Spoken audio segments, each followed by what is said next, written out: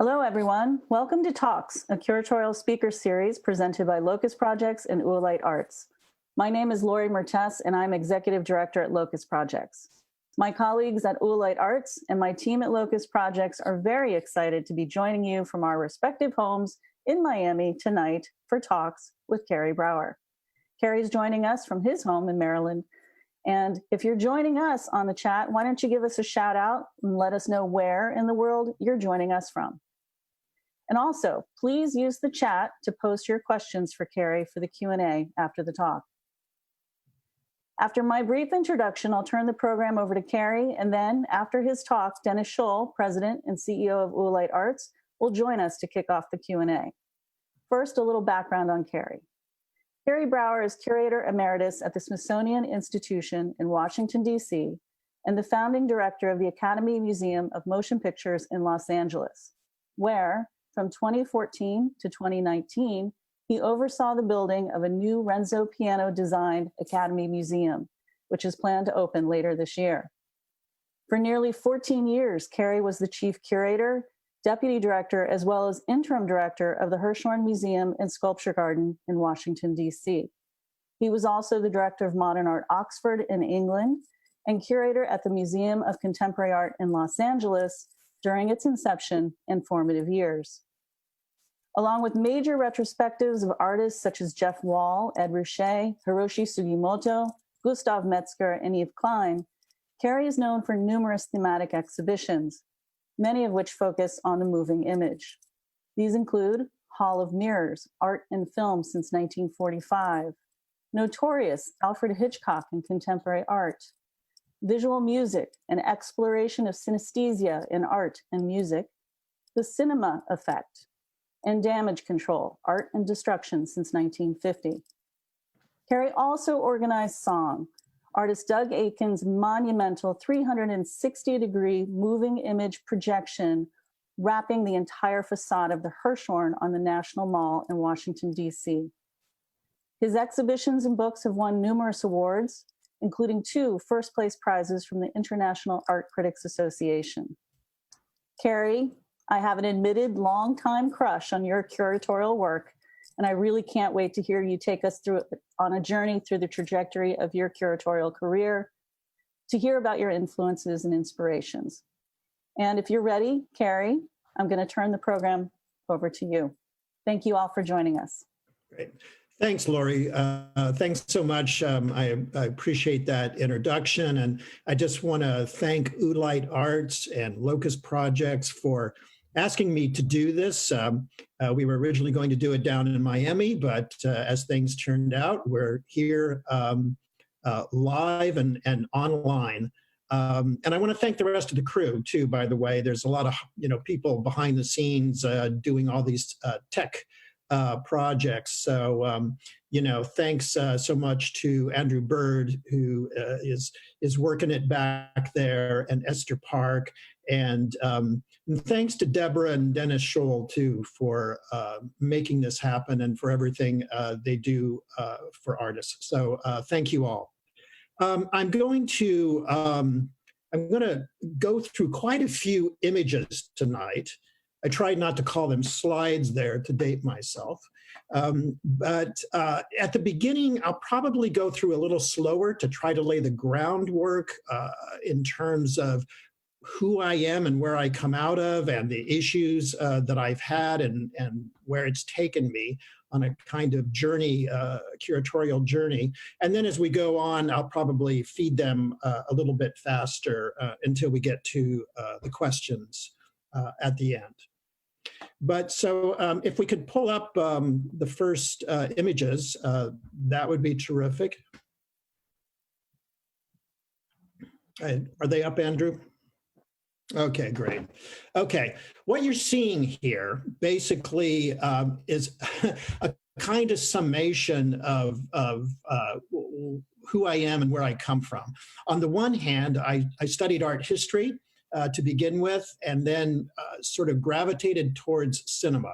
So on the one hand, you have a Roger van der Weyden from the Prado from the 1440s, a descent from the cross, one of my favorite paintings of all time. And on the other hand, you have my favorite feature film of all time, which is Jean Cocteau's La Belle et la Bête. And trying to reconcile the two sides I have with these two great loves, one of art history and the other of film history, has been the journey that I've been on for all of these years as both a curator and a director. It's the two poles. I've been schizophrenic my entire life trying to work this out. So it's both, I think, my weakness and my strength in terms of having two sides that I'm very interested in. This is UC Irvine, probably around, I don't know, 1966 or 67, a couple of years before I got there. And I grew up in Orange County. I like to say I grew up in a suburb of Disneyland, as it were. And when I went off to college, I went to study art history. And I felt that I was going to go to a university that was probably pretty conventional and relatively safe, and it would be, you know, easy and appealing in that sense. Little did I know, I was actually walking into a very progressive and extremely interesting environment at UC Irvine in 1970. People like Via Selmans, who you see in the upper right, were teaching there at the time, Tony DeLapp, Craig Kaufman, Bob Irwin, John Mason, Larry Bell, Alexis Smith. And then there were the students, such as Chris Burden. I used to hear about this, this grad student who was locking himself up in a locker somewhere and having himself shot in the arm over in Santa Ana at the time. So this was the milieu that I found myself in as an art history student. And from that point forward, my life was never going to be quite the same. They brought a lot of interesting people in to teach at Irvine. They didn't have a really large art history faculty at the time, so they were always bringing people through. And I was really fortunate to study under a man named Phil Leader. And Phil was one of the editors of Art Forum, one of the founding editors of Art Forum magazine. It originally had been in San Francisco. He, I believe, worked in Los Angeles at the time, then left the magazine. He had worked with John Copelands, who also had been at Irvine a few years before. And it was under Phil Leader that I really got my first taste of what I felt art history really was. I took a survey class from him that started in the Renaissance and lasted for 2 full academic years, and we just made it up to Goya.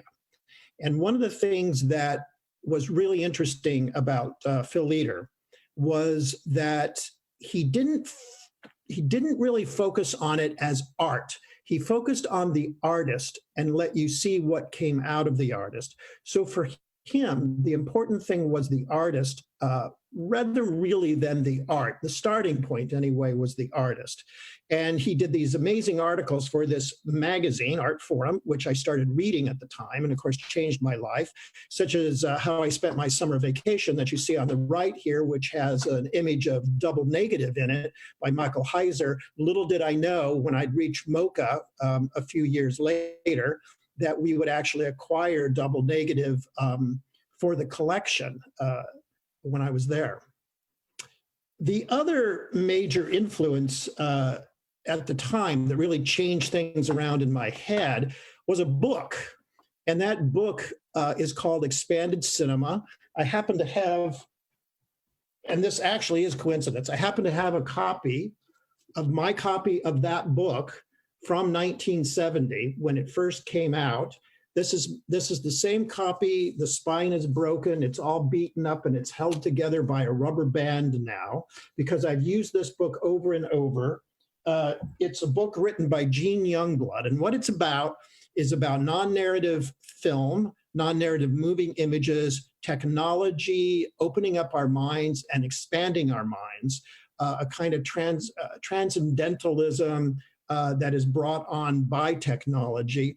And he spent a lot of time talking about these new filmmakers that I didn't really know at the time. Jordan Belson up in the Bay Area. He talked a lot about 2001: A Space Odyssey, which you see here, and how it was kind of one of the first non-narrative feature films, and how it was breaking new ground, that there were new possibilities. And the other thing that happened in about a year later, or so, a couple of years later, was that I took a trip to Paris. And the one image on the lower right-hand side that you're looking at is a polytope by Xenakis that I happened to wander into at the Baths of Cluny in the 5th arrondissement in Paris. And it was a amazing experience of sound, of light, of color. And I realized that what I had thought was art before could be expanded out into a much bigger field. I got a scholarship to go to Oberlin to get an MA in art history.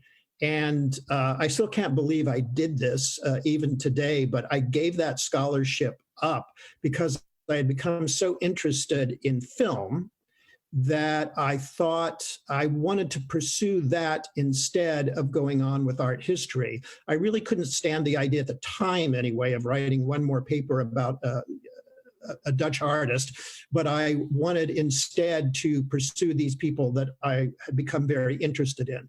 So I spent thousands of hours in Melnitz Hall that you see here, watching one feature after another and seeing these amazing, beautiful images, such as the one on the right from Shanghai Express by Joseph von Sternberg. And I saw a nitrate print. And if anyone has ever seen a nitrate print, you will never be the same afterwards, because the silvers that are in old nitrate prints are so beautiful. And you realize the incredible beautiful of this cinematography and of this director. But at the same time, I was sneaking over to the art library that was next door, and I was still reading Art Forum magazine. Now someone was writing for it named Annette Michelson, who became a kind of third influence on me. She wrote almost primarily about cinema, although not just about cinema, but she wrote about it as if it was a contemporary art form. Here's a copy of one of the issues that was devoted to Stan Brakhage and Sergei Eisenstein.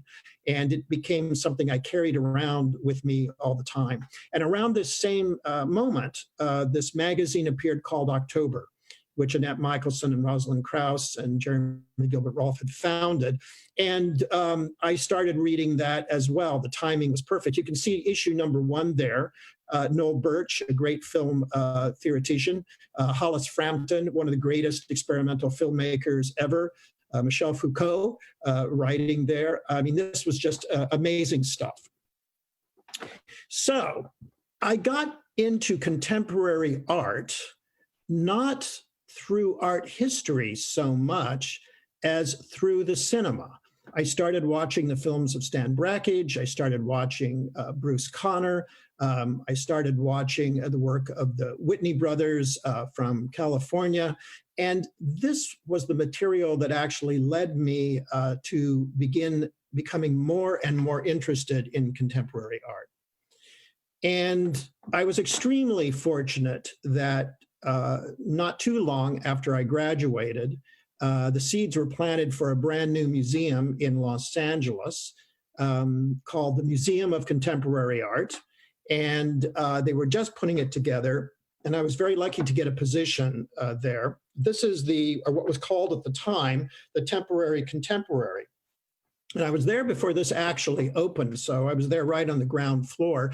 You see an image of it being constructed up above. Frank Gehry was brought in to renovate it.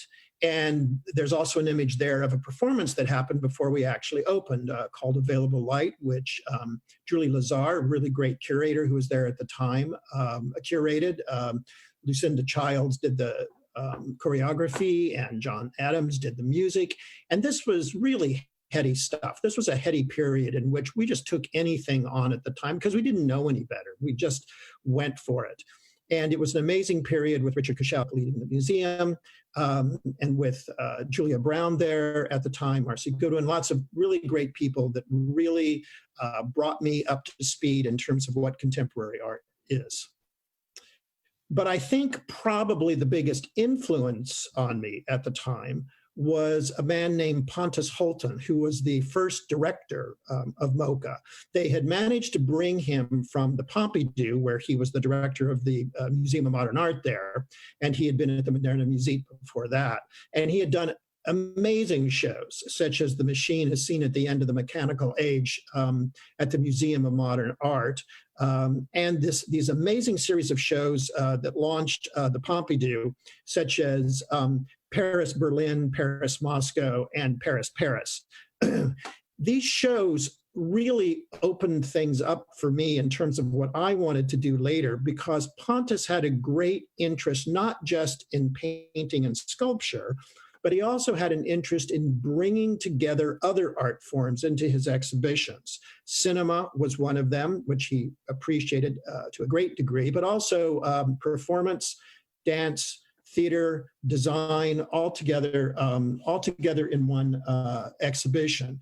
And so this freed my mind to thinking, well, a show didn't have to be just a paintings or sculpture, but it could be something beyond that that brought all the art forms together. He also really taught me to try to think like an artist and to be close to artists and to become friends with artists, because that's the way that you really start to think about how to put a show together, is if you start to think a little bit like an artist. I had the good fortune of being introduced to a couple people at the time through Julia Brown. One of them was Maria Nordman, who, by the way, in those early days of UC Irvine, the gallery was run first by John Copelands and then by a man named Hal Glicksman, who they did an amazing job with the gallery there. I remember wandering in one day and seeing this Maria Nordman exhibition, had no idea who she was at the time. And here I was now at MoCA, in the very early days of what was called the Temporary Contemporary. And right next door to the Temporary Contemporary, there was an empty warehouse space. And I started meeting with Maria in the mornings at Ray's Coffee Shop in Los Angeles. And we concocted this thing in which Maria would open the building up, flood the building, and the piece would simply be the water, the reflection, the light, and the sounds that came in throughout the day in the building. And this was art like I had never really experienced before, but I got it and I really loved it. And the second thing that I did was Julia had me work with Michael Asher, who was an amazing conceptual artist. And it's the very first piece really that happened inside of MoCA. And that was a transactional piece in which Michael Asher, I actually had to come up with a contract, and Michael Asher bought the lobby of the museum for a short period of time, so he would become a donor as well as the artist. So that's the Michael Asher lobby, and that's the very beginning of the Temporary Contemporary, now the Geffen Contemporary, as most of you know. And that's the piece. It's just that sign and a contract.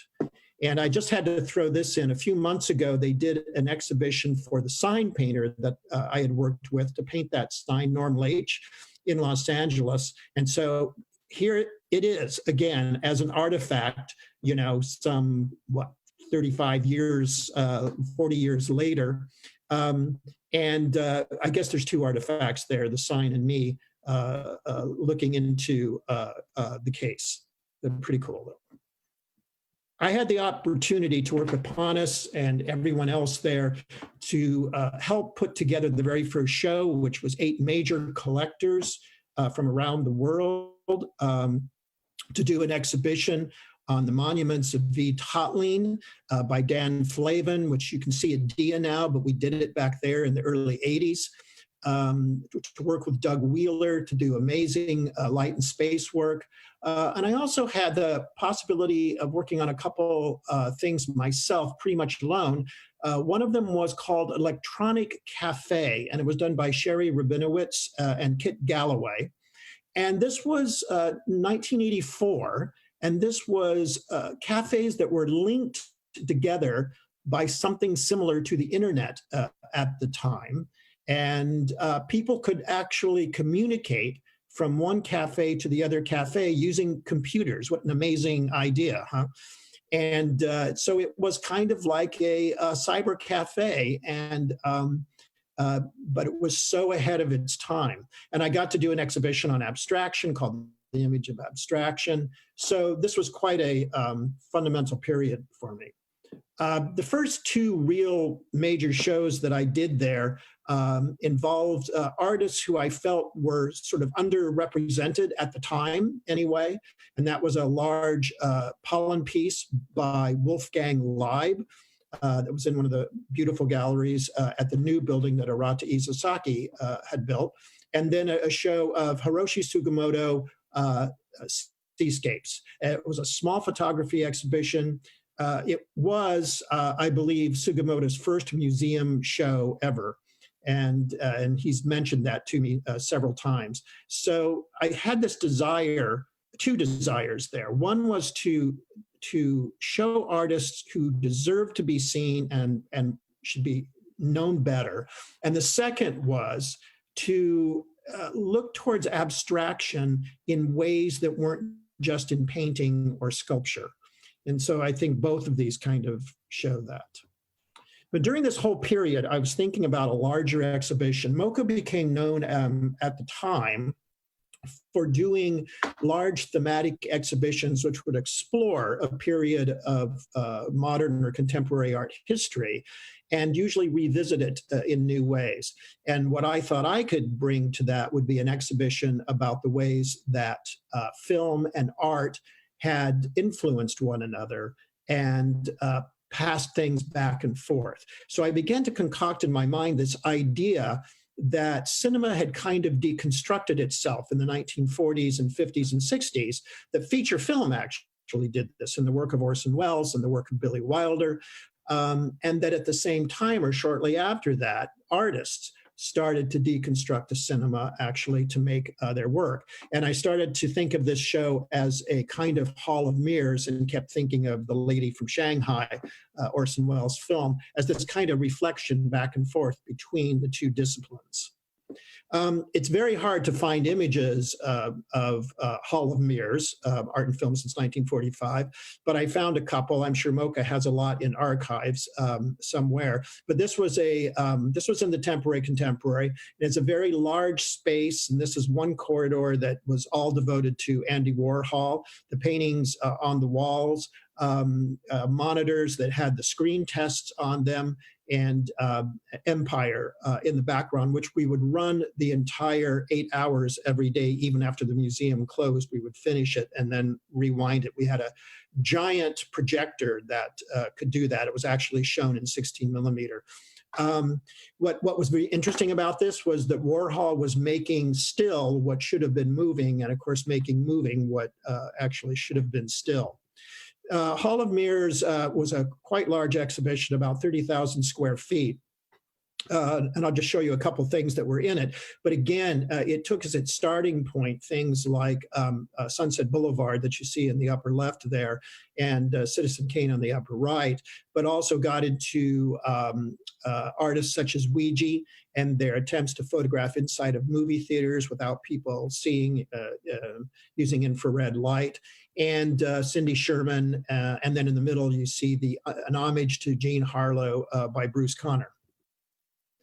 And then there was a desire in my part to not just make it about feature film and about artists' work, but to also make it about experimental filmmakers' work, which was art too. So we brought into it people like Tony Conrad and his work, The Flicker, which was just white or I should say clear and black frames, as was the work Arnulf Reiner by Peter Kubelka, and a screen that hung in the middle of the space called Two Sides to Every Story by Michael Snow. So it was also bringing experimental filmmakers into the brew. And here's one shot I found from this exhibition. The image in the lower left there is actually a very, very early Douglas Gordon piece. So we went all the way up to including Douglas Gordon, who was not known at all, particularly in Los Angeles at the time. And the backdrop is actually from Spellbound, the Alfred Hitchcock film, and was painted by Salvador Dali.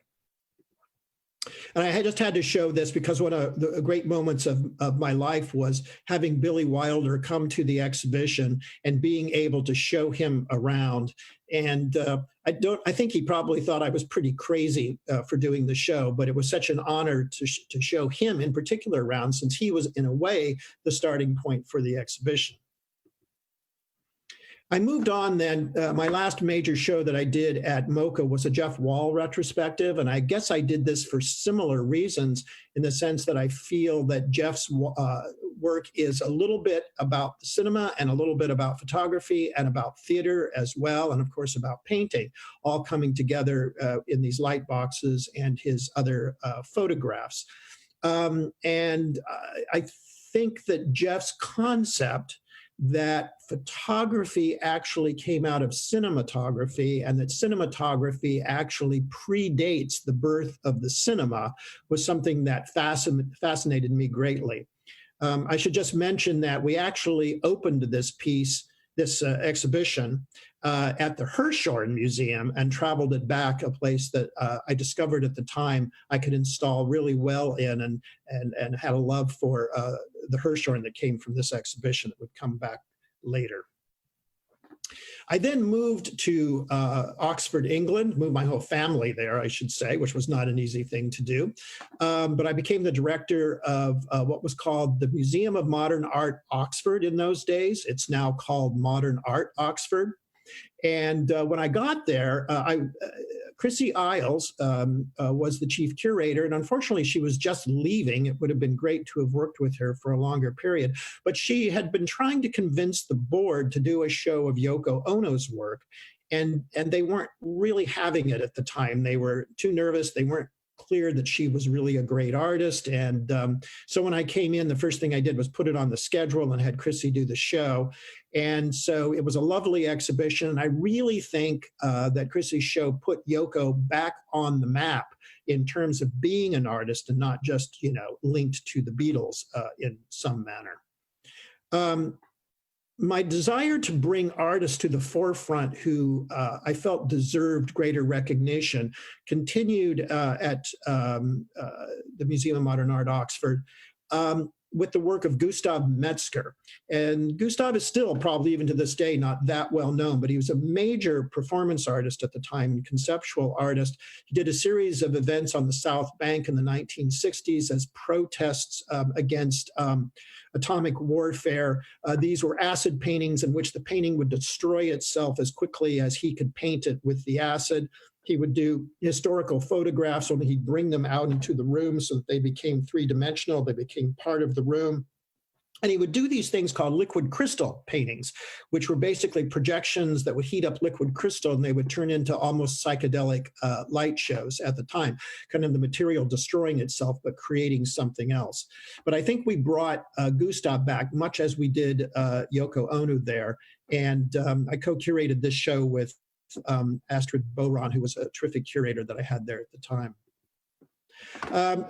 We did a lot of exhibitions at MoMA Oxford, but one that stands out for me is called Spellbound, or called Notorious, Notorious, Alfred Hitchcock and Contemporary Art. And this was an exhibition that explored the way that Alfred Hitchcock had influenced contemporary artists, people like John Baldessari, or Cindy Sherman, or Christian Marclay, and a whole number of people, Douglas Gordon. We wanted you, however, to bump into Hitchcock as you walked around the exhibition. So on the right there, you see film frames from a series of films that Matthias Müller and Christoph Girardet, two German experimental filmmakers and film installers, did for the show, which turned into an artwork itself and is played in a lot of places, including the Venice Film Festival since then. And it was a terrific piece. So here again, we brought film and art together. I should mention that I should mention that Notorious actually traveled around for about 3 years after we finished it, and it was traveling long after I left MoMA Oxford. Jim Dimitrian came over to England and we had dinner together, and he asked me if I wanted to become the chief curator at the Hirshhorn. And again, I was so lucky to be asked to do this, because the Hirshhorn had been a place I had always wanted to work ever since I had installed the Jeff Wall show there and explored their amazing collection and really amazing building. I have to say that the Gordon Bunshaft building, in my personal feeling, is that it's one of the great pieces of architecture for exhibitions and for collections. It's really a great museum.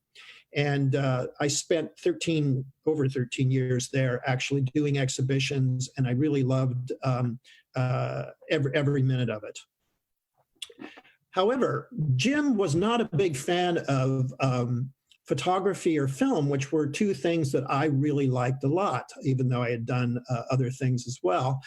There was a gap in the schedule. There was a series called Directions at the time, in which artists were given a project space to work in. And there was a gap, and he needed a direction show very quickly. An artist I had seen when I was living in England was this artist who wasn't well known at all at the time, named Tacita Dean. And so one of the first things I did at the Hirshhorn was to install 2 of her films as a directions exhibition. And what Jim said to me was, he said, no, he didn't really want to buy anything that you had to plug in, but that he would let me do exhibitions as long as they were temporary at the time, and we didn't buy them for the collection. He changed his mind on that later, but we had a lot of wonderful talks about that kind of thing. In fact, what happened then was there was another gap on the schedule when I came, and it was imperative that we got an exhibition lined up, a major one. And I had started to work with a friend of mine, Russell Ferguson, in Oxford on a show about street photography. And so we decided I talked to Jim into letting me bring it to the Hirshhorn. And so we did this show, which we were actually honestly quite worried about. We thought we were going to get nailed in the press by it, because we started the show with vintage real street photography, Robert Frank, Gary Winogrand, William Klein, Terrence Donovan, people like that. But as the show moved along, it started opening itself up to Thomas Strutt and to Beat Stroley and to Jeff Wall and to even Nikki Lee at the time. But to our surprise, it was very well received. And it's one of those shows in which I think we sort of broke with tradition. And the tradition of photography is actually a very strong one, but we took it to other areas. One of the things we did when we brought it from Oxford was we added on to it. And so here's a Beat Stroley video that is playing the street in New York. So it's also street photography, but it's also the moving image. Neil Benezra and I had been working together already on a retrospective of Ed Ruscha's work. So that actually was supposed to be in Oxford. We started talking, and it became a collaboration between the two institutions. So we did a retrospective, I think it was in about 2001, of Ed's work, which traveled down to Miami, by the way. We also brought shows in. One of the things I tried to do at the Hirshhorn as chief curator at the time, one of the things I tried to do was, instead of bringing so many shows in from elsewhere, we tried to do a lot of the shows ourselves, as you can see. One of the shows, however, I did bring from elsewhere was MoCA's Douglas Gordon retrospective, because I love the work so much. And I think this is the first time in the history of the Hirshhorn where an exhibition actually went all the way around the circle of the Hirshhorn, which is a quite big space, about 16,000 square feet. It was a wonderful exhibition, brilliantly installed by Douglas.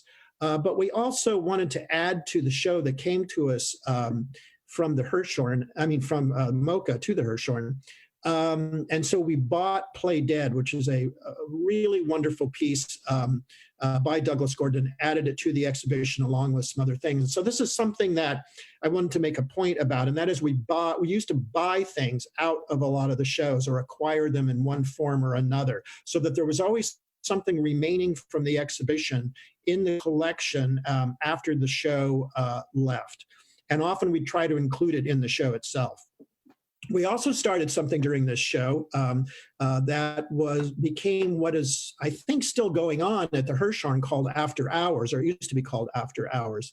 And the first one was actually called 24-Hour Psycho, after Douglas Gordon's piece, and also 24-Hour Access, because we played it all night long, and we had about 6,000 people come to the museum to see the Douglas Gordon exhibition all night long. Now, one of the exhibitions that I did while I was at the Hirshhorn, and I did this with 3 other curators, all of whom were terrific. Judy Ziltzer, who was on my staff there, an amazing curator, particularly modern painting. And then also we combined forces finally with Mocha, where Ari Weisman and Jeremy Strick came on board and worked more on the contemporary parts of this exhibition called Visual Music. And for me, this is actually probably my favorite show that I've ever done. And the reason for that is it tries to chart out a new history of cinema, of painting, of abstract painting, from the beginnings to contemporary times. But it doesn't follow the normal course you'd follow with abstraction. You would normally start with, say, Malevich, and you would move eventually into the New York school, and then on to probably younger people still working in abstraction today. This exhibition instead started with the notion that abstraction had as much to do with music as it did with abstract painting, and that there was an attempt to emulate music in abstraction by Kandinsky and Kupka and others at the beginning of the 20th century. And we then continued that concept of synesthesia on through, and where that led wasn't the normal places. It led into the cinema. So we built theaters and showed film in this, and then it jumps not so much to the East Coast of the United States, but jumps to the West Coast of the United States, to Los Angeles and the Bay Area. The image on the left is actually the beginning of a film by Oscar Fischinger, and the one on the right is actually a psychedelic light show that we played in the exhibition. The exhibition covered things like color organs that had been pretty much forgotten, very beautiful work that you could actually play and images would actually appear. Very prescient, very much ahead of its time, very psychedelic in a way. And we did cover things, we tried to bring artists out who also hadn't received their due, people like Thomas Wilfred and his color organs, and a psychedelic light show artist who worked up to the Bay Area named Elias Romero, who probably still isn't that well known, but did absolutely gorgeous, beautiful work. These are just a few examples from a quite large exhibition. Or Oscar Fischinger's films, or on the West Coast of the United States, James Whitney, whose film Lapis has to be one of the great masterpieces of the 20th century, in my view, and his brother John Whitney, and then also John Whitney Jr., whose installations were amazing as well. And I think this is one of the first times in a museum in which films were actually played not off of a DVD or a laser disc, but we played them right off of a hard drive at the time. And I should thank a guy named Dan Summer, who came to the rescue with John Whitney Jr. to help us figure out how to do this in those days. And I'm really proud of the fact that we were able to come up with new technology in order to do this exhibition. We actually brought it right up to the present with work of Jennifer Steinkamp. And then on the right is a film by Jordan Belson, who I've mentioned before. He was still alive back then, and we commissioned a new work from him. And I think I'd be remiss if I didn't also mention that I think commissioning new work for exhibitions is also something that I probably inherited from the early days at MoCA, when we were commissioning a lot of artists to do things, projects, in those spaces. And this went in, of course, into the Hirshhorn collection. And so it was fabulous. So we worked with NASA on this, with Bert Ulrich, and also with the Center for Visual Music in LA. So it was quite a collaboration. And we also did a psychedelic light show with Joshua White, who had been one of the great psychedelic light show creators back in earlier times, along with people like groups like Single Wing, Turquoise Bird, and others. And we did another After Hours, which was a huge success. I found myself returning to a couple of the artists that I felt I had done small shows with at MoCA in the early days, but wanted to do much larger shows with. I had been very interested in the work of Hiroshi Sugimoto. And so we gave him a full-fledged retrospective at the Hirshhorn. We worked with the Mori Art Museum in Tokyo, and my co-curator was David Elliott on this show. Of course, we did the movie theaters, which for me are essential, where Hiroshi keeps the shutter open for the entire duration of a film, and this light that's almost like a fictive light coming from another world illuminates the environment of the movie theater. And so you get this combination of fiction and reality together.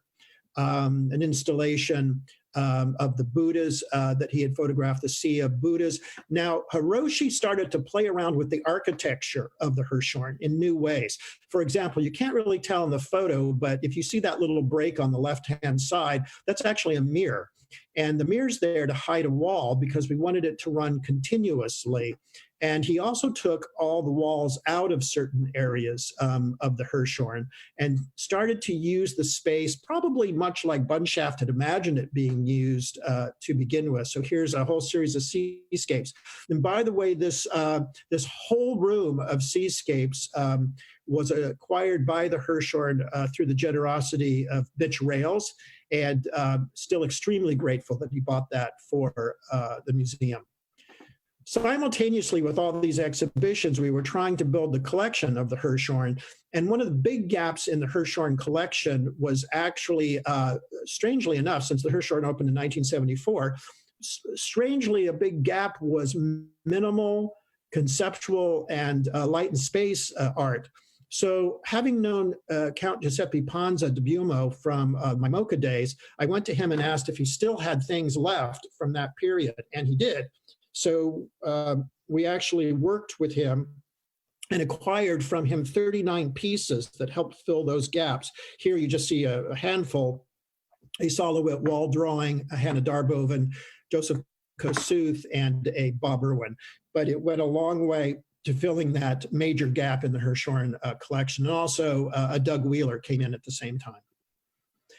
We also wanted to bring more women into the collection. Carolee Schneemann had been someone who had been in the Hall of Mirrors Art and Film exhibition I did at MoCA, and we were able to acquire her for the collection. We were also able to acquire another great woman artist, Yoko Ono, and this was partly the result of my wife, Nora Halpern. Must give her credit on this because she brought all of these wish trees into as part of street scenes into Washington, D.C., and one of them stuck. We got it as a gift from Yoko for the Hirshhorn. And we also were planning to do an Ai Weiwei retrospective, so we also bought an Ai Weiwei as just an example, a few examples of things we acquired for the collection.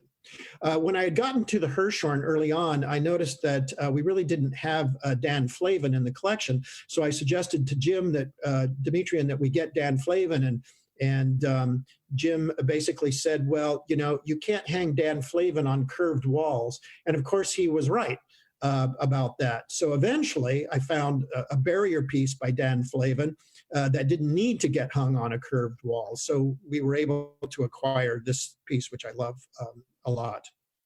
And I'd like to run through an exhibition we did at the Hirshhorn and show you a few slides from it.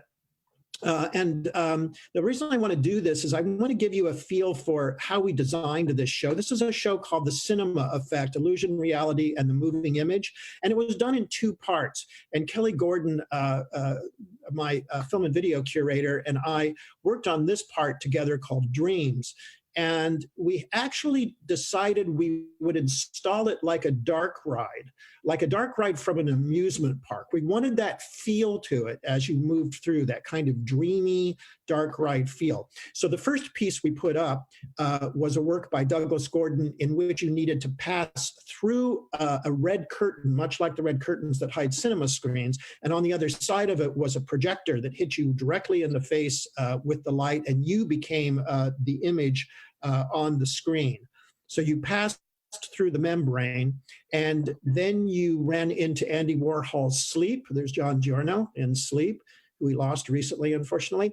And then there's a piece by Darren Ahmad, a projection of called Geisterbahn, which is actually moving through an old dark ride from early in the century. And then you come upon things such as Rodney Graham's Rheinmetall Victoria 8, which is a 35 millimeter film projection, not 16, but 35 millimeter of a typewriter, which snow is coming down on, a very dreamlike piece. And then it got a little darker, a little more nightmarish with the work of Saskia Wolbers and the work of Tony Ausler. Eventually, you came to an area of a work that we owned at the Hirshhorn with San Francisco Modern by Gary Hill that was appropriately enough titled Suspension of Disbelief. And then into a room of an Anthony McCall solid light piece, which is fog and light from a projector.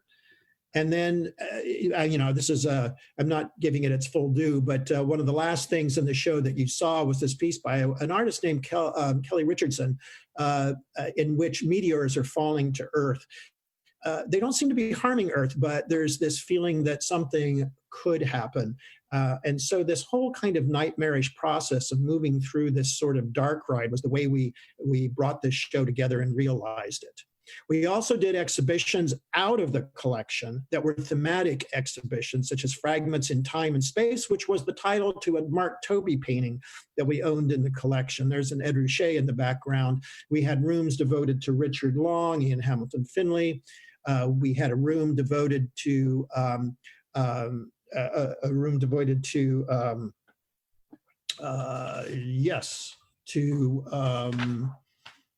I'm blanking on the name right now, but it will come to me in my notes here. So let's see. Well, I'll come back to that when I hit it here.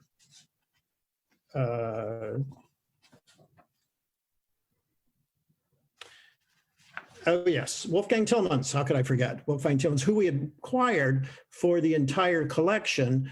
We had acquired this whole room for the collection.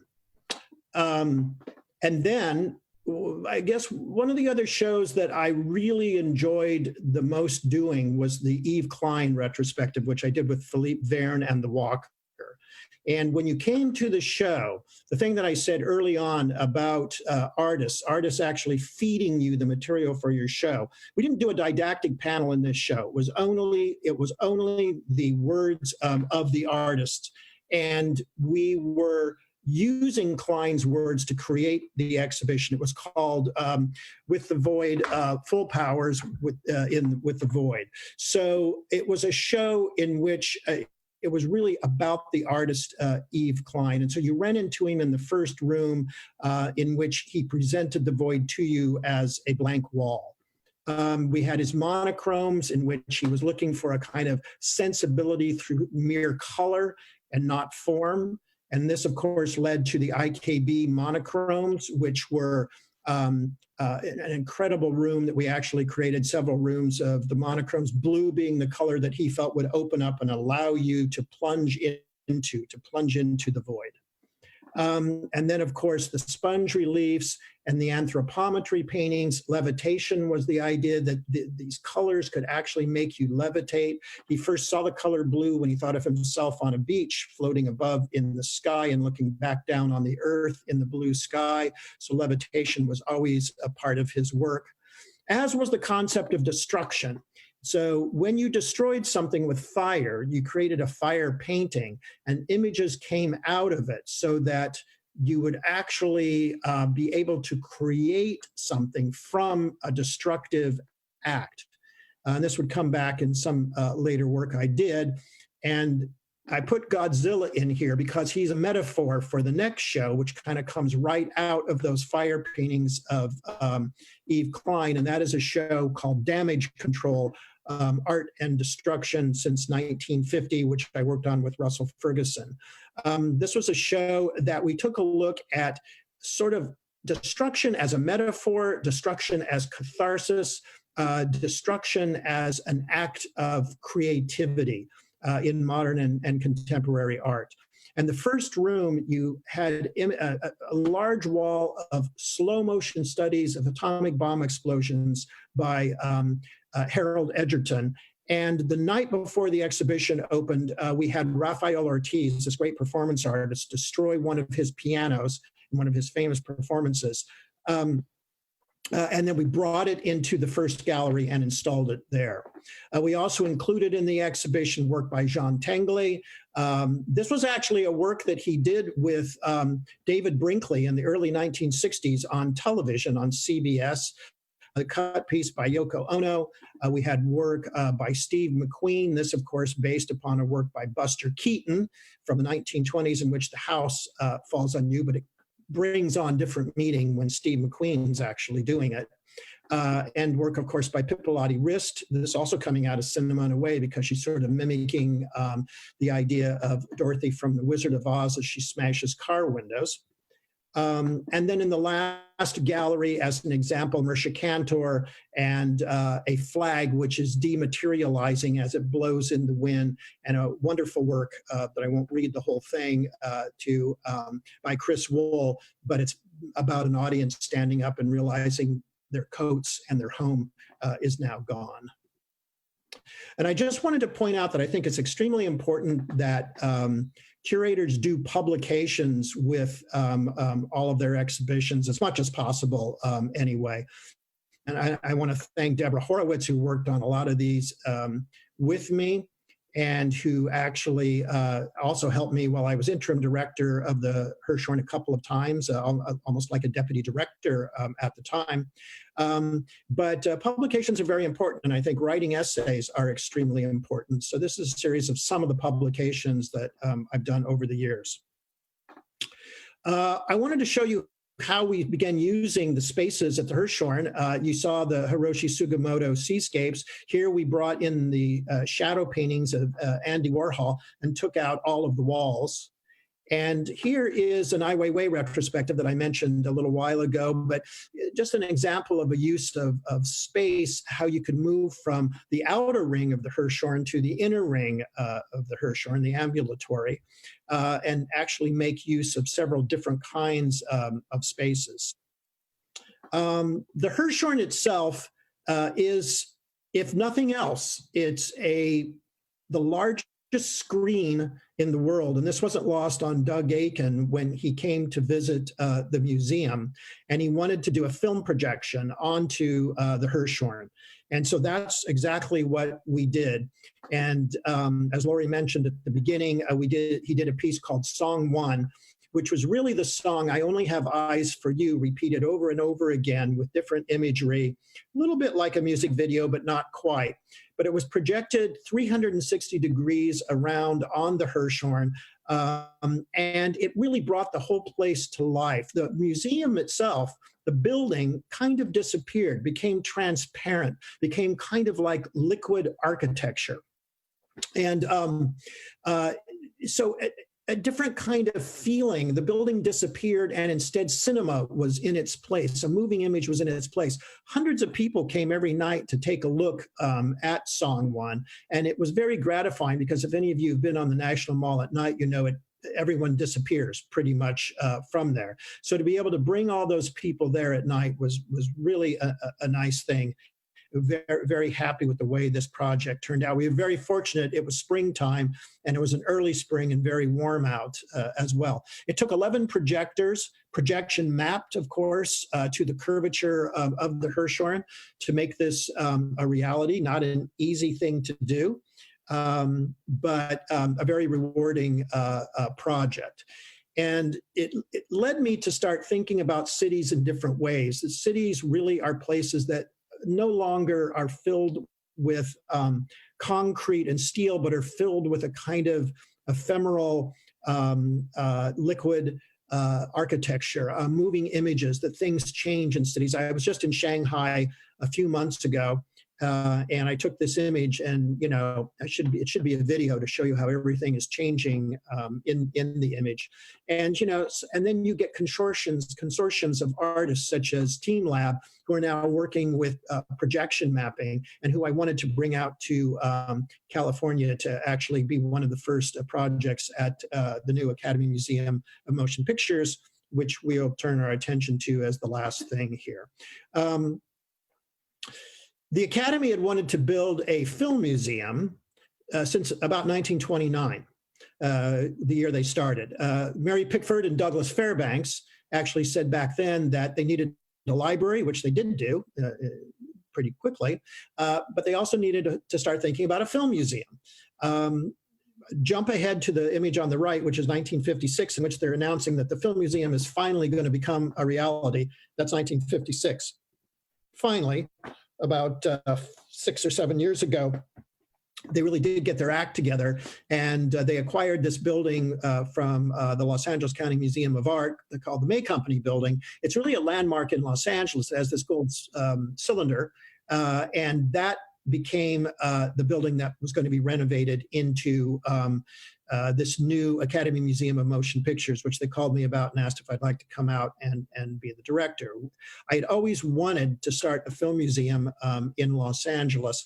And one of the great pulls for me to do this was that Renzo Piano was going to actually not only renovate that building, but do a large spherical attachment to it for a new movie theater. So here we are talking in New York City, actually, about the project with Whoopi Goldberg.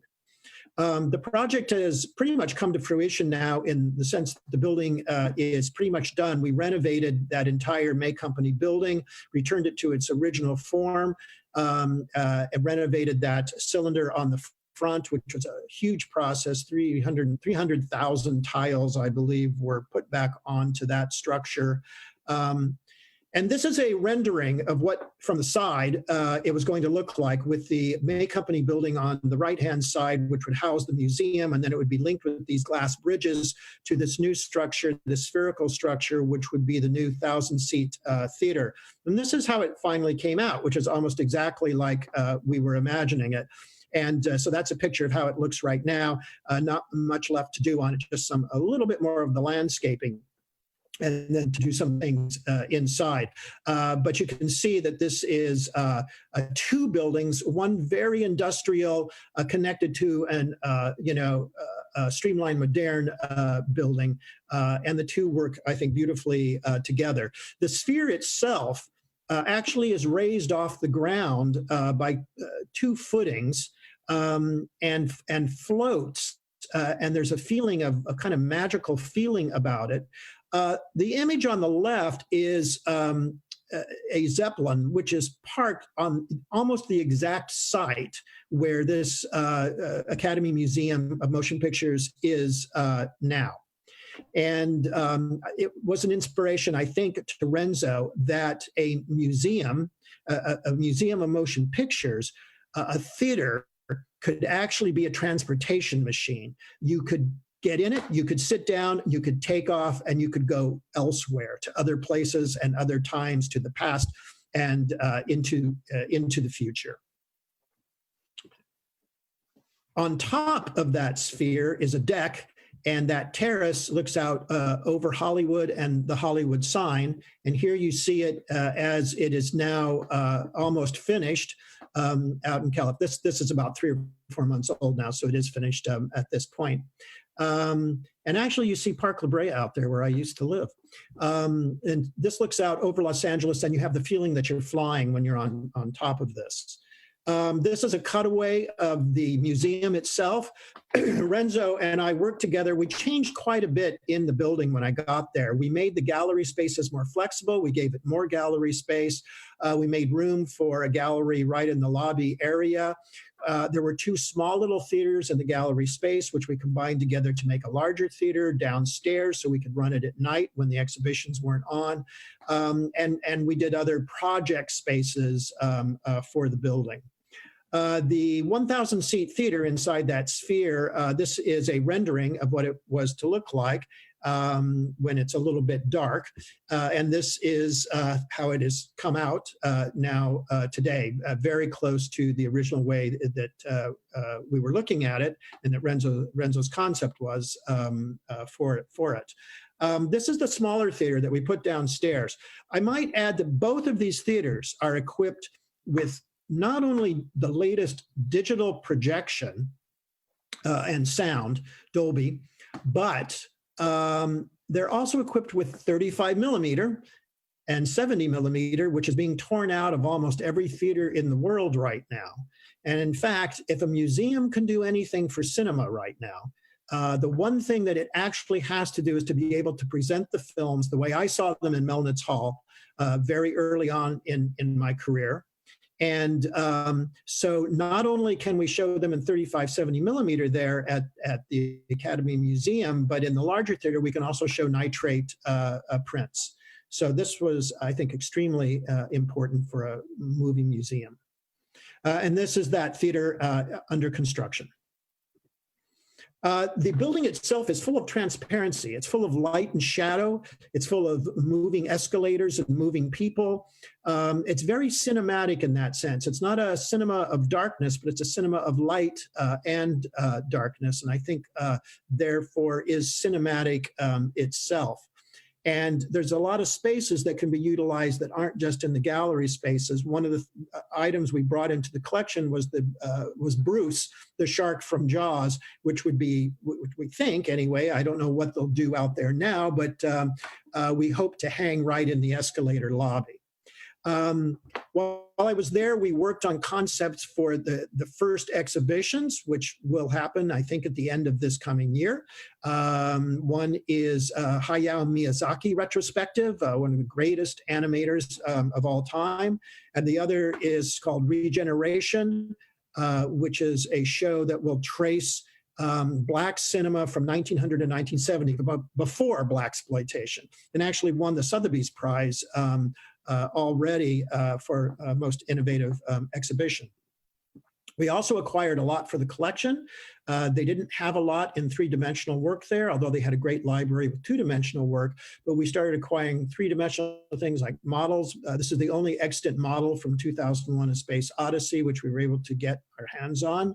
And one of the last things I acquired before I left, but I worked on this for 4 years with my staff, was the original cape that Bela Lugosi wore in the 1931 Dracula, which was a donation or partial donation from Bela Lugosi Jr.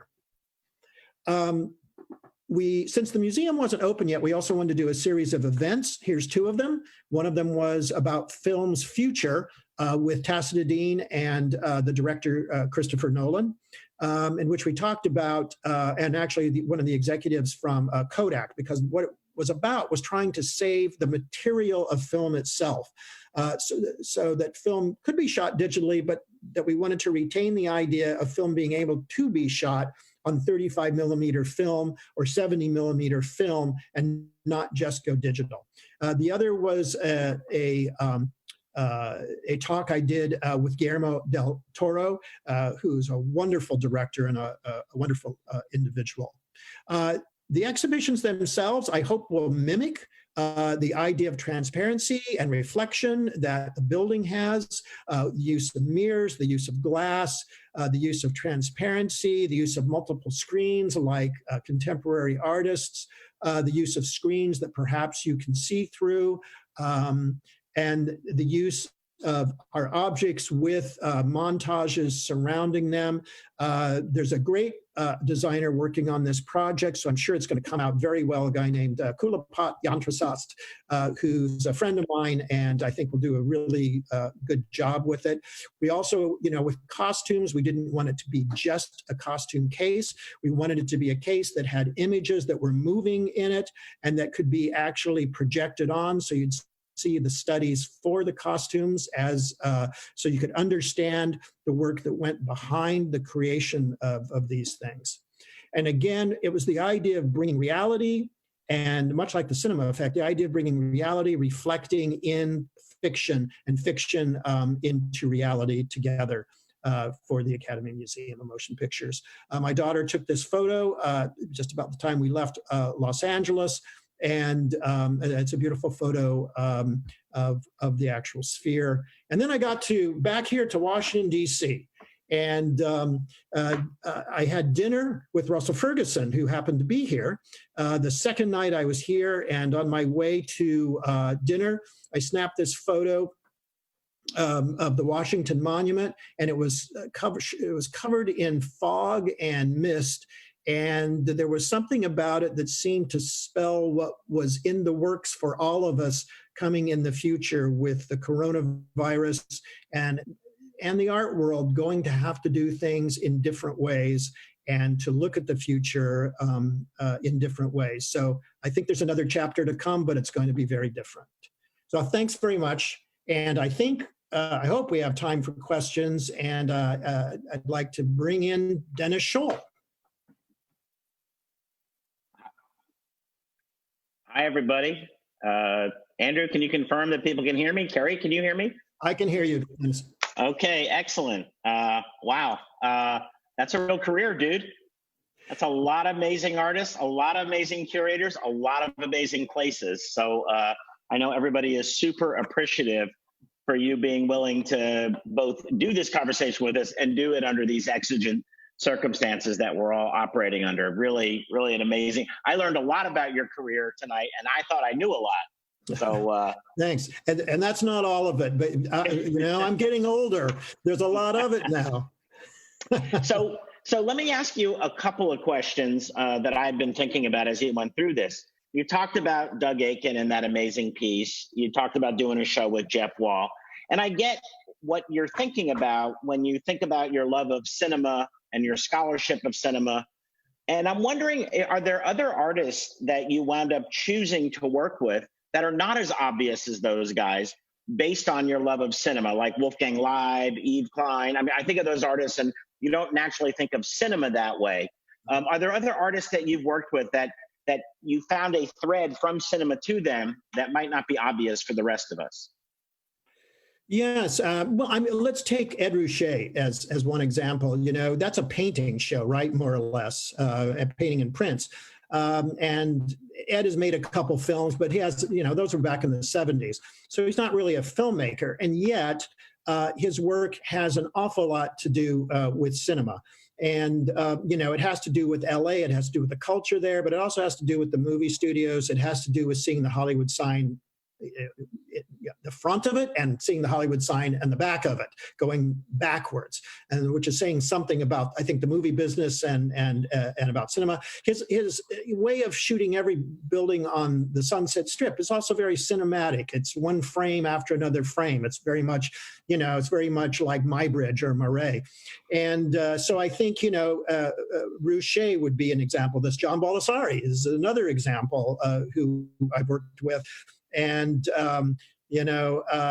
his work had a lot to do with cinema, with stills. He didn't like to know, by the way, what film they were from, because that seemed to close it down for him. But he would use film stills all the time in his work, and it generated a kind of, I think the word cinematic is probably overused, and it probably means something more spectacular, but it also means something that seems embedded within the movies, and embedded within our psyche, because the movies have been around for 120 years now.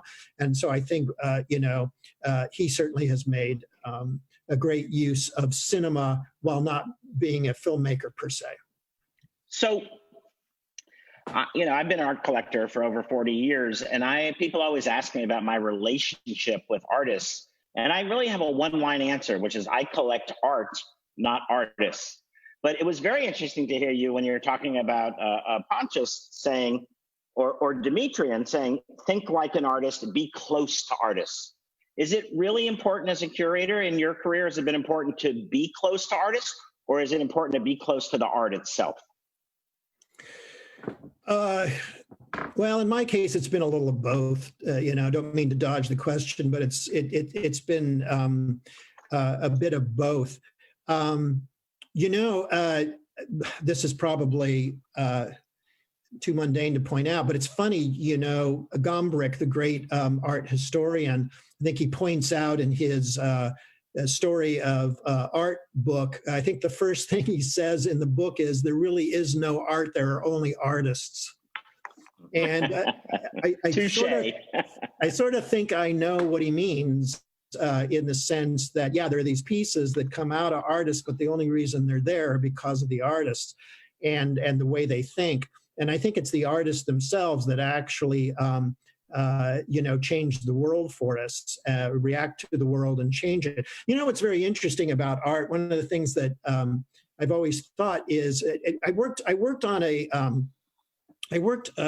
for Julia Brown as assistant curator on a Alan Ruppersberg retrospective. And I remember Alan saying to me, it only takes just a little change, a little bend to make something that comes out of the world into a work of art. And I think that's true. You just slightly change it. The ultimate idea is, of course, Duchamp, I suppose, but it's that way with other things. With Baldessari, just taking a film still and putting a dot over it. It doesn't take a lot to make a big statement, but those statements come out of the thinking of the artist. Sure. I'm wondering, I got to know you, I think, probably best and first when you were at MoMA Oxford. And I'm wondering, did you have to adapt your curatorial decision-making for that audience over there? Did you have to do things differently? You did a show of an artist that I was always very close with, and the first artist I collected in depth, Anna Gaskell. And yes. You did a lot. You did a lot of other things over there, but I'm wondering if you had to change your approach because of being in the UK versus here. I think there's two levels to that. The approach was a little bit different. First of all, there were different artists who had been established compared to the States. I think it probably would have been even harder to do a Gustav Metzger exhibition at that time anyway, here in the States, than over there. Even over there, of course, it was considered a kind of radical thing to do. Why are you bringing him back? Who was this guy again? But he was had lived in England for so long. He was British, so it was possible to do that. Same with Yoko Ono, I think.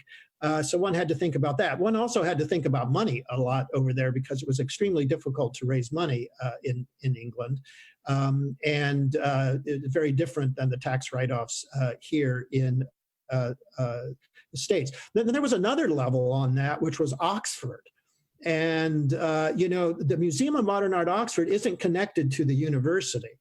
I mean, we have informal connections to the university. And there were some great people at the university, like Martin Kemp, the great Leonardo da Vinci scholar who loved contemporary art, by the way. So we had our friends, but Oxford wasn't a place that you would normally think of to go for contemporary art. Yet over the years, one of the first directors there was Nick Sirota.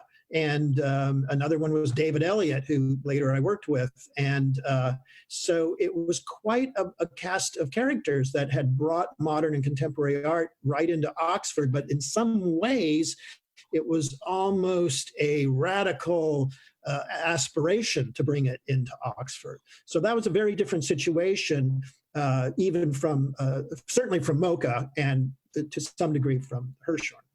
Sure. When I saw the Douglas Gordon work, I was reminded of a conversation I had with Douglas many, many years ago. We were friends, and he announced he was going to Gagosian to change galleries to go to Gagosian. And when I saw that still you put up, I remember saying to Douglas, why would you go to Gagosian? You're never going to matter there. You know, you're never going to sell enough art there. I mean, you're just not going to be super relevant there. And he looked at me and he said in that great Glaswegian accent, he said, Dennis, he says, who the hell else is going to let me bring an elephant into the gallery? And he did. I had no rebuttal to that between you and me. So I had no rebuttal. And I think there was a lot of things that the Gagosian Gallery could do for him in terms of rights issues for some of those works as well. Yeah, he was always dancing on a tightrope with many of those. One of our viewers, a really wonderful working artist, Odalis, asked, do you ever collaborate with musicologists or in-house architects to either propose show or to structure how you stage them? Yes. The Hall of Mirrors, the art and film exhibition, we actually worked with architects to do the design for that show, named Craig Hodgetts and Ming Fung. Hodgetts and Fung, and they were terrific. They were wonderful people. We actually sort of built a giant camera in the middle of the show, and it was almost like you were pulling cinema inside out. You were almost like on the inside of a camera instead of the outside of a camera. So that was a lot of fun. I had the good fortune to work on the inaugural show for the opening of the Temporary Contemporary, now the Geffen Contemporary. And I also got to work on the exhibition that opened the Arata Isozaki building on Bunker Hill for MoCA, in which we did a show that was in both buildings then. So we used Frank Gehry to design the show. It's called Individuals, the exhibition, in the Temporary Contemporary, and we used Arata Isozaki to design the show over at the new building in Bunker Hill to open it up. It was one show that was linked together. I actually thought they should have swapped the architects and made them work in one another's buildings, but it got more conventional than that. But it was a very interesting experience, by the way, because I kind of met with both of them, and the experience was very different. Arata Isozaki came over, and I showed him the works that we wanted to show in the Bunker Hill building. And I remember sitting with him, and he rolled out a piece of paper and he drew like 2 or 3 lines on it and said, okay, that's your exhibition. Those are your walls. It was done. It was over. And I think he went back, he made one little adjustment for, to have a header above one thing. Yeah. And then Frank Gehry was a whole different process. It was a process where I show him the work and he would play with it and change it and push it. And it was a lot harder work in that building too, like Richard Serra. So it was tougher, but it was a very different experience.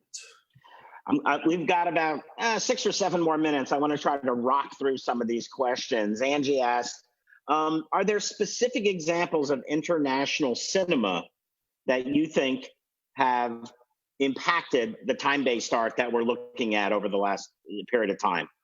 I was wonderful to see the Steve McQueen piece, which I think is a super important work in time-based art. But are there examples of international cinema that you think artists are looking at and really drawing from? It's interesting. Yes, there are. I mean, I think often, not always, but it is international cinema that they look at.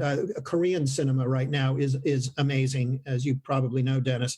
Mickey Lee, I brought onto the board out in Los Angeles, and she was the producer of Parasite. And I don't think you could get a film that probably influenced so many people as Parasite. I mean, architecturally as well. And, there's just been a whole host of international cinema that I think has influenced artists. even today, I think the French New Wave, Godard, Truffaut, Agnes Varda, have been extraordinarily influential on artists of the past and artists even today. And so I do think, and Antonioni is another one I think that has been extraordinarily influential. But then there's another group of artists, I hesitate mentioning this because I didn't really talk to him that much about it, but I remember having a conversation with Chris Williams, for example, about film. And he loves to go to action movies and movies that have lots of explosions in them for the sheer excitement and the visual spectacle of the whole thing. So, influences come from all places, I guess. One of the things that I've always appreciated greatly, and I've seen it used to very good effect lately, and I wonder, seeing this, the Sugimoto photo in the Hirshhorn, is that curve. I mean, what Mark Bradford did with it was extraordinary. It was literally the most beautiful show I'd seen in a few years. Did you find that curve both daunting and inspiring? I mean, the Sugimoto one is a great example. Yeah, when I heard that when I was still at MoCA and had done Jeff Wall, and I heard that we were going to have to swap, places for the shows, and it was actually going to have to open at the Hirshhorn. And I'd been to the Hirshhorn, and I went, oh my God, there's curved walls there with these big light boxes. This isn't going to be just one. Yeah, and so I went there and installed. And, a great crew there installing, and we got it like we liked it. And then I went back and I installed it at MoCA in the Iradi Isesaki building. And I liked it better at the Hirshhorn. And I think it was because the curve, it's a gentle curve. And if you install correctly on it, it's almost like CinemaScope. It's like Cinerama, and your eye is led around and from side to side instead of looking through a wall at the end into another room where something's hanging way on another wall. You're not drawn so much that way. You're drawn by the curve itself. So it has a kind of cinematic quality to it. So that worked for me really well. And also, the Hirshhorn is laid out as a circle with a hole in the middle. So you start on one side and you have to follow one line around. So that worked as a narrative for me. You couldn't choose to go into that room on the right or that room on the left or the room behind you or the room before you. You had to just follow the circle, the curve around. So you always knew what people were going to see, one thing after another. So you had to be very aware of that, but it was a lot of fun because you'd say, okay, now they're going to see this, and they'll see this they'll just come around and see it in the distance and it'll pull them. And you knew exactly what they were going to see next.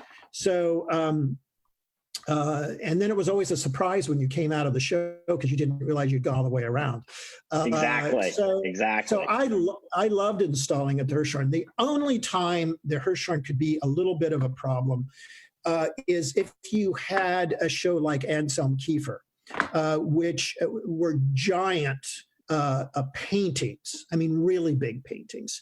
And then what happens is that the painting starts to hang so far out from the curve that you start to get a shadow underneath of it, which adds an element to it that doesn't always look good. And you get these kind of faceted looks to it. But that didn't happen very often. It also works really well for sculpture. I've got a question here from my friend George, who asks specifically, are you seeing work in virtual and augmented reality that goes beyond technical wizardry and mystification? And I agree with that question. I think that artists sometimes, when they become early adopters, they spend a lot of time learning how to use the technology, but not executing the technology in service of message or story. Yeah. The technology thing's funny. Dennis, I'll admit something to you. When I did Hall of Mirrors in 1996, I actually thought we were at the peak of the use of the moving image at that time. It was probably going to go downhill afterwards. Nice try. I was totally wrong, completely. It was just the opposite. It went up and up and up, and the use of the moving image just got, better and better. And I have to say that, yes, I think that's absolutely true. When artists start to use a technology, sometimes the technology is in the foreground and the content is somehow in the background, and it doesn't always work. As they get more comfortable with it, it starts to reverse itself. And then I think you start to get works that the technology is secondary to the actual piece itself, and the technology is only a tool to get to where they want to get to. But it's absolutely true that when, I think this is maybe why people haven't gone back so much to visiting early internet art yet. I mean, there's this whole period where there was a lot of stuff done on the internet, some of it pretty good, a lot of it, just kind of internet looking. And I was talking to Randall Packer recently about why haven't people gone back to look at this? It kind of died out. It was like there around the year 2000, 2004, and now it's kind of disappeared. And it's still being made, but people don't seem to be quite as interested in it. The moving image, on the other hand, it just keeps getting used more and more. And now there's a real blur happening, I think, between feature motion picture and what we would have considered an artwork in the old days. So to wrap it up, the final question, which I received from no fewer than 3 or 4 people, is what artists are you looking at now? Who do you have a burning desire to work with? And I'd like you to answer giving me somebody with a little more mid-career to later career, and also a couple total newbies. Oh, wow. Well, that's a tough question right now, because I'm looking at, at so many people. I finally have the time after 5.5 years out in Los Angeles to start looking at art again. So, I can tell you the show that I wanted to do at the Hirshhorn before I left. That was my next show. Probably wouldn't be a surprise to you at all. And it's, a show that I've still talked to her about off and on over the years, but and we want to do it, but we just haven't gotten around to it. Is a full retrospective of Tacitidine, and that's the show I actually probably want to do the most right now.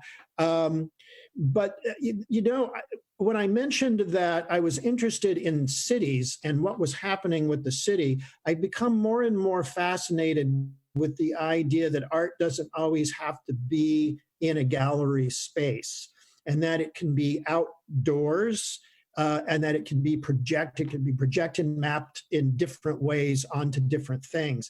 And, the question from the one gentleman about, say, projection mapping, there's a lot of that going on that isn't so interesting right now. Some of it is, and I think it's going to get better and better. And I'm starting to wonder whether art, and this may come around to what we're talking about with the coronavirus now and what museums are going to be in the future, that bigger spaces, wider spaces, and both the inside and the outside of the museum, or not even the museum, but the city itself, will become one of the ways to experience art in the future. So I'm thinking about some projects along those lines that I hope maybe to realize at some point. Awesome. So thanks so much, man. This is really a great night for us. This melding of cinema and art is something that so many of us embrace and love deeply. And I want to thank our audience tonight. Huge audience for us. Really appreciate it. Tonight is our last talks of the season, but we will be back in the fall in September, October, and November with some friends of Kerry's, including Dan Cameron, Aaron Cristobal, and Nicholas Baum, who is the head of the Public Art Fund in New York City. And if you missed any of our past talks, including this one, it'll be up soon online at Talks Miami, hashtag talks.miami, talks.miami.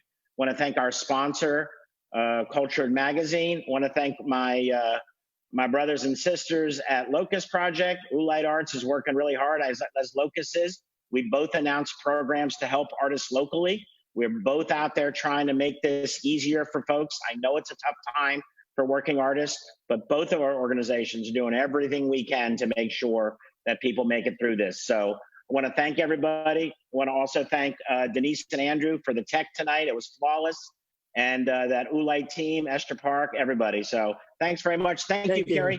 Thanks. I look forward to coming down to Miami and visiting with the artists. Kerry's coming down to do studio visits, everybody. We're not giving up on that. The artists are the important thing.